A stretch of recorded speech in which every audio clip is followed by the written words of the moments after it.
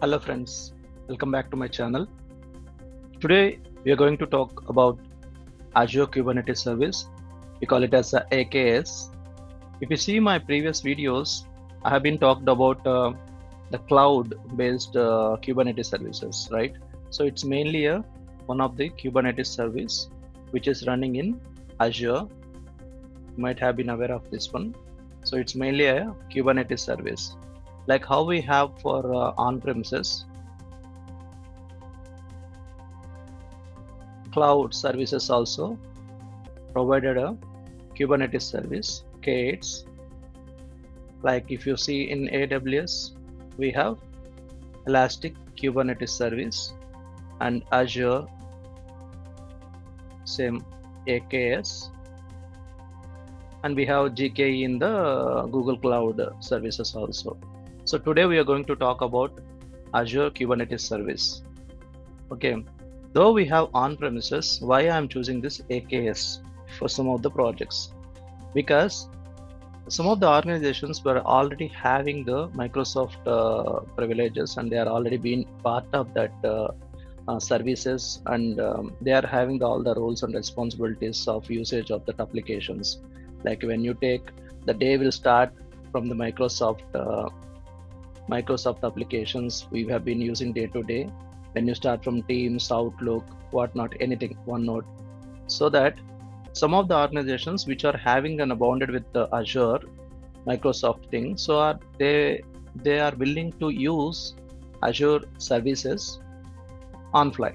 So they don't want to, they are very insisted and they are very interested to use this Azure services, since it is a collab with the Microsoft, it's a Microsoft product. So that is the main use of it. It's again undemanded by the project wants to use Azure services. So why can't I can use AWS? That's what I said, like the requirement is already demand. Okay, whichever the organization or the project which demands, that we can use of the EKS or AKS. Okay, so coming to this, what is the difference in this Azure Kubernetes service compared to the normal Kubernetes services which we are running in the on-premises? So the Azure Kubernetes services is like a packed service of Kubernetes. That means it's like a just when you plug and play concept. When you have the complete services available, like we have that AKS services is ready-made for you, you just need to select for your project requirements or your workload demands. You need to tweak accordingly this AKS services, and then you can just start the service. And the beauty here is like Azure is providing a this is for the beginners who wants to learn AKS, providing the free tier services for the AKS, because none of the tools like AWS or if you go to GKE, you have to do your testing, or you can do your testings and you can close that cluster. So if you didn't stop or if you didn't disable that cluster, it will charge for you, right? But AKS, it is also charging, but compared to other services, other cloud services, this is little minimal from my case. So you have this, and then one second about the AKS free tier services. So when you start the service, even you don't need to remove that complete cluster for you. You can keep that service running for some time, and once your complete testing is completed, you can destroy that one. But for learning purpose, for beginners, they can use the free tier account very easily and start the AKS service and learn. Okay, that's the one good thing in the AKS part. Okay, so how the deployment part, how that is happening, as I said previously, in Azure DevOps, in my previous video, I said about how that Azure DevOps is working, right? Azure DevOps. So planning, build, testing, and deploy, right? So these all are covered under the Azure DevOps as I shown in the last video. So we have the planning, we can use our Jira boards to plan your project accordingly, and once your planning is good, you can use your repository to do the changes, and you can build your code, and even that also can be done from the Azure DevOps itself. And then testing, finally you need to deploy that into the Kubernetes cluster, right? So today we are going to discuss about the deployment part in K8s using AKS service.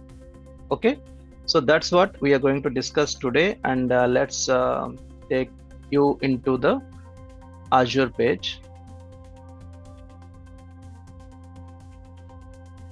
So if you imagine, if you know, last time I have created one template here, right, to just push the images to the Docker Hub.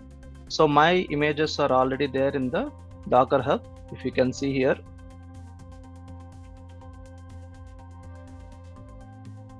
So this is my repository, and I have, you can see the red and green production and development images are pushed already. And this is my cluster, which is already in running state.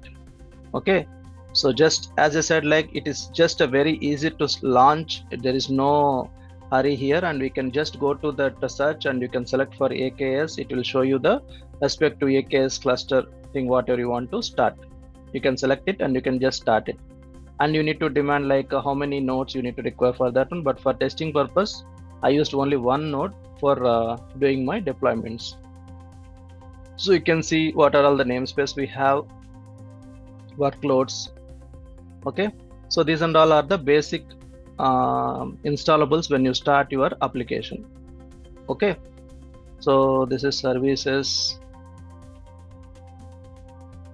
So technically I have deployed one application, Flask app services, that is external to this IP address. So it is like a red color image I just want to deploy with welcome to smart DevOps. So that's what I used as an input image for this service.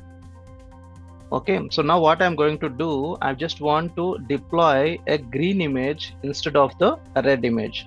So where is my code and all those things are all I have already covered here, right? Like I'm using a repo. This is from the Git repository. I took this code. Whenever you start building your code, Azure pipelines will get started creating that, and then in this one we need to provide the main thing I want to cover here is the connections. Whenever you start a pipeline, that is expecting a connection. That means if you start, for example, we have your Azure pipeline, right? When you start it, it has to connect one to Git, number 2 Docker, number 3 and your Kubernetes, correct? So Git, you know, for code pull and push, it has to connect. For Docker, to push your image, pull your images. So those things and all can be done here. And finally, for AKS connection also, you need to provide this. So all these things are added in a service connections under AKS, that I will show you here.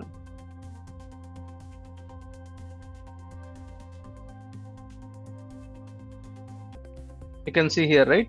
So I created a connection for Kubernetes, and this resource managed connection is like, if you start using any resources, okay, like Kubernetes, I'm using it now, that has to authenticate your build and start the deployment process.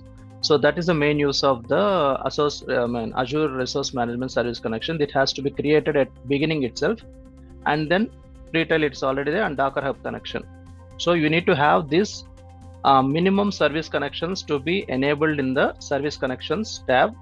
Then let me take you to the pipeline.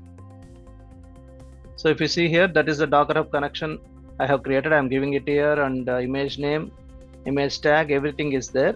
Now when coming into the stages, the next stage is like, as I said, like I'm going to do deploy, right? So that's a deploy template here. So if you see, things are all deploy. Okay, the job is deploy name. So I'm going to deploy into the AKS. Connection type, Azure Resource Manager. Endpoint, Azure Resource Connection. So I'm giving those connections, whatever I have created here. Okay, for Kubernetes and Azure Resource Manager. I'm giving the cluster name, and what I'm telling here, go and take this under guest book. There is a deployment file. Go and take this deployment, read this, and deploy this image. Now what I'm going to change here is like, let me do the change from the Git repository so that it will be, I'll show you how the changes are reflecting on fly to the cluster. Okay, if that doesn't work, I'll do the manual changes here. Let me take you to the pipelines. Here these are all like deployment service connections again to get that image, to pull that image and run it under the namespace called testing. Okay, and service. Here I have two files for the deployment and service exposure. So those things I have added here, and then now I'm going to do the changes from the visual code. Okay, so as I discussed, I'm going to deployment, change this red to green.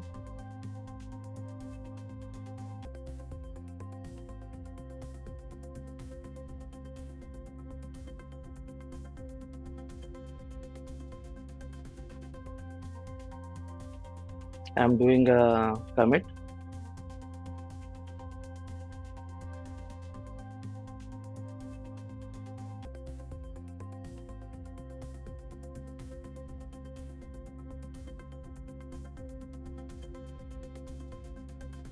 Okay, there are some changes happen in that repo. First I need to git pull those changes.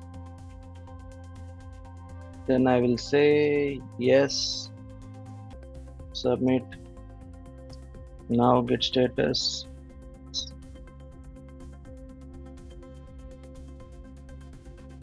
Now let's see the deployment green went in. Okay, let's see the build is started or not.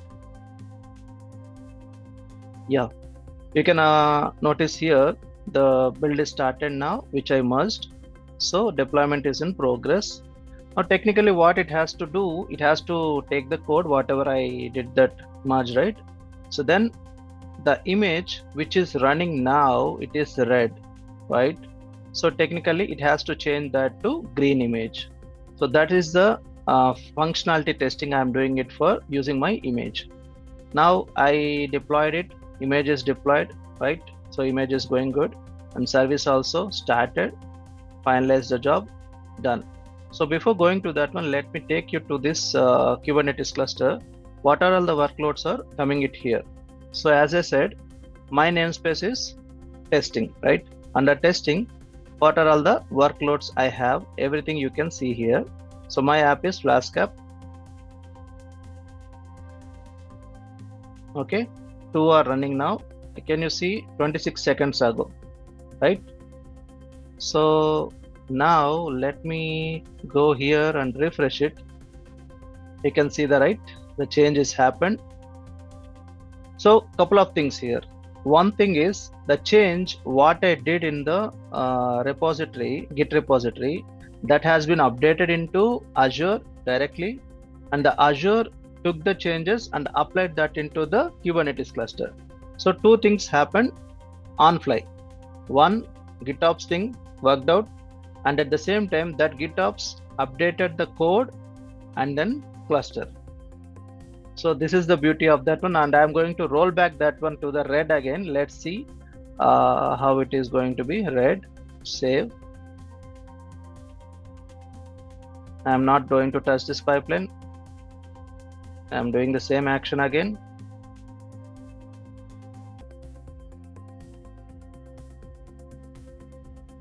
AKS red.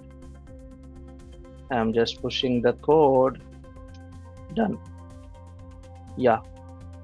Now you can see how quickly it is deploying that one. If you go to pipelines, a pipeline is started, right? So it will take the time like less than a minute to deploy the things into the respective AKS cluster. Once it is done, you can go and refresh this page and see See, very quickly. Okay, so that's the usage of the AKS here by connecting to the GitOps. Like I didn't enable GitOps here yet. Okay, if you observe here, I didn't enable any GitOps yet. But if you want to enable here, whatever the changes happen in the GitOps, it has to take automatically.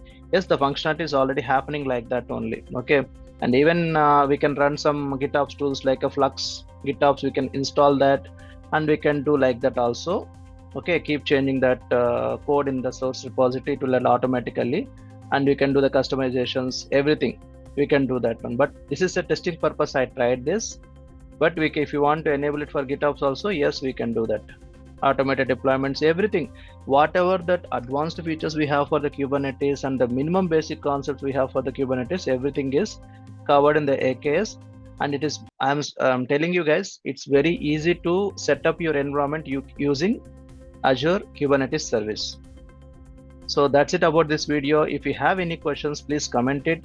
And if you have any suggestions, please share your comments and share your thoughts. Okay, that's it for this video. See you in the next video. Thanks for watching.